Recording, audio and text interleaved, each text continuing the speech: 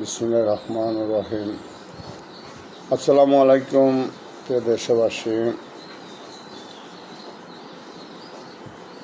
হঠাৎ হাসি আনন্দের ভিতরে কখন যে মানুষের মন খারাপ হয়ে যায় একমাত্র উপরওয়ালাই জানে। পৃথিবীতে কেউ হাসে কেউ কাঁদে, এই তো লীলা খেলা। উপরওয়ালার কখন কি ছাওয়া পাওয়া উনি ভালো জানেন। যাই হোক, আলহামদুলিল্লাহ, আমরা নোয়াখালীবাসী যারা আছি এখন আল্লাহ পাক আমাদেরকে ভালো রেখেছে। শুধু হাতিয়ার গতকালকের নিঝুম দ্বীপ ও হাতিয়াবাসীর দুঃখ কষ্ট দেখলে মনকে মানানো যায় না যে এই নাকি হঠাৎ বিপদ আমাদের উপরও এসে পড়েছে। কঠিন বিপদ মুহূর্তের দিন যাপন করছে হাতিয়াবাসী। চতুর্দিকে নদী, জলোচ্ছ্বাস, প্রাণের স্রোত, আর স্রোতের মাঝে ভেসে গেছে মানুষের গরু ছাগল, মানুষ আর মানুষ।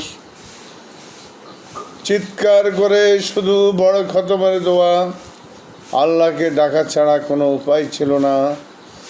আল্লাহকে ডাকার দৃশ্য দেখলে হৃদয় ভূমিকম্পিত হয়ে মনকে বিষাদ করে তোলে।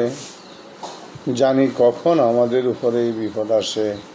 ওগো আল্লাহ, তুমি এই হাতিয়াবাসীকে রক্ষা করো, হেফাজত করো, তাদের এই বিপদ থেকে মুক্ত করো। ওগো আল্লাহ, তোমার কাছে তো এর বেশি কিছু চাওয়ার নাই। ওগো আল্লাহ, জানি কখন আমাদের উপরে বিপদ এসে যায়।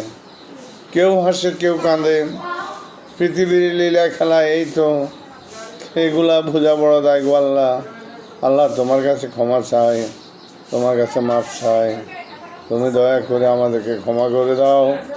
ওগো আল্লাহ, হাতিয়াবাসীকে তুমি ক্ষমা করে দাও, তাদেরকে হেফাজত করো, তাদেরকে রক্ষা করো।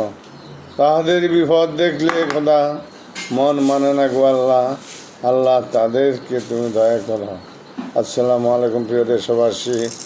সকলে আমরা দুহাত তুলে হাতিয়ার ওসখালী ও হাতিয়াবাসীর জন্য দুহাত তুলে মহান রাব্বুল আলামিনের নিকট প্রার্থনা করি। ও আল্লাহ, তুমি তাদেরকে দয়া করে হেফাজত করো। কঠিন মুহূর্তের বিপদ চোখের সামনে আসলে মনকে বোঝানো যায় না। প্রিয় দেশবাসী, আসসালামু আলাইকুম। সবাই ভালো থাকুন, সবাই সুস্বাস্থ্য কামনা করে আজকে এখানে বিদায় নিলাম। আসসালামু আলাইকুম। খুদা হাফেজ। বাংলাদেশ জিন্দাবাদ।